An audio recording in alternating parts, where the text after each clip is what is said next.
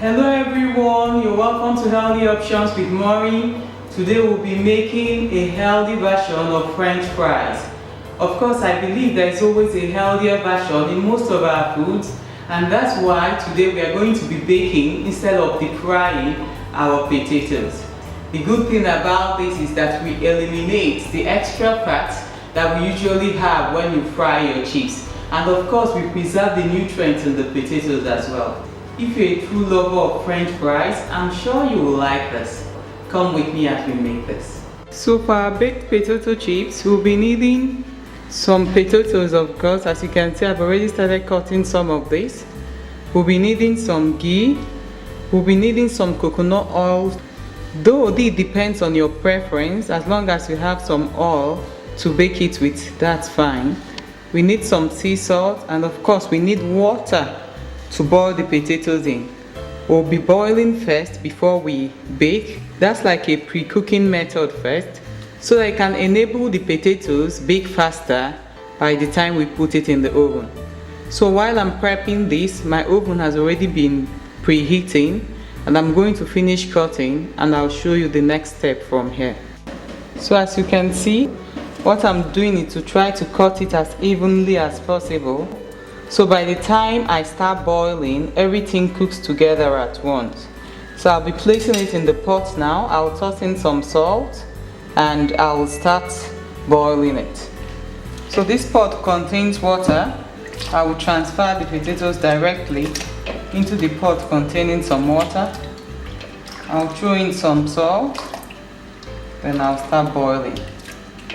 I'll reduce the water because it's a bit too much. You just need enough water to cover your potatoes. As you can see, I'm tossing in my salt now. This salt may look a bit too much, but remember we'll be draining the water by the time the potatoes cook. So I'm going to add just enough. I'll taste for seasoning and see if I need to add more. You stir. Yeah, that's just enough.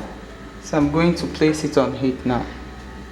So while our potatoes is cooking, I'll be greasing the pan with some of the ghee. This is not meant to be a light grease. I'll make sure it covers every inch of the pan base. As you can see, I have a well greased pan. I'll take a look at the potatoes and I'll show you what next to do from there.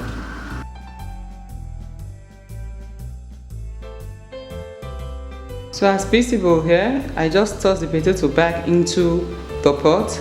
I'm trying to get rid of every single moisture of the potatoes. As you can see, I placed it on very low heat. So what I will do while it's still on heat, I'll be adding a bit more ghee, then just some coconut oil as well. So the coconut oil goes into. Right now I'll be tossing together.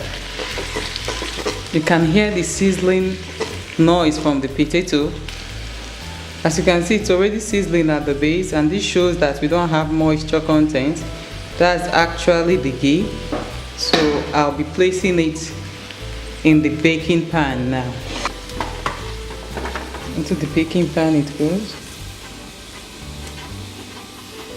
So in your saucepan, you can see that some of them is a bit stuck to the base of the pan. A wooden spoon can just help lift them up. Just a very gentle toss, because we were very much aware while cooking, so we didn't let it go beyond this.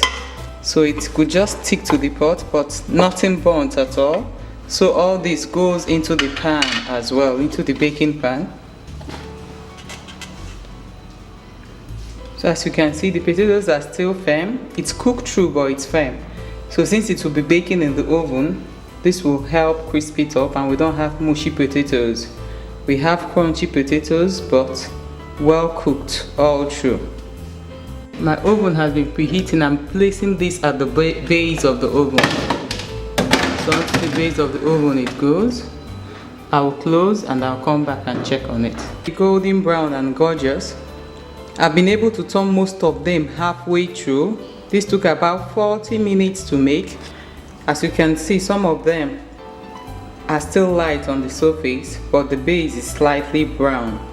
But I don't mind my chips being this way. If you want both sides to be crunchy, you can still turn and keep cooking. So I'm going to show you how I serve. Most of the base is already golden brown. I'm going to show you how I serve and what I have my baked chips with. So as you can see, usually I have my baked chips with some cabbage, beet slaw and some homemade tomato ketchup. I already have this in one of my videos. I hope you give this a try and let us know what you think about this. Thank you.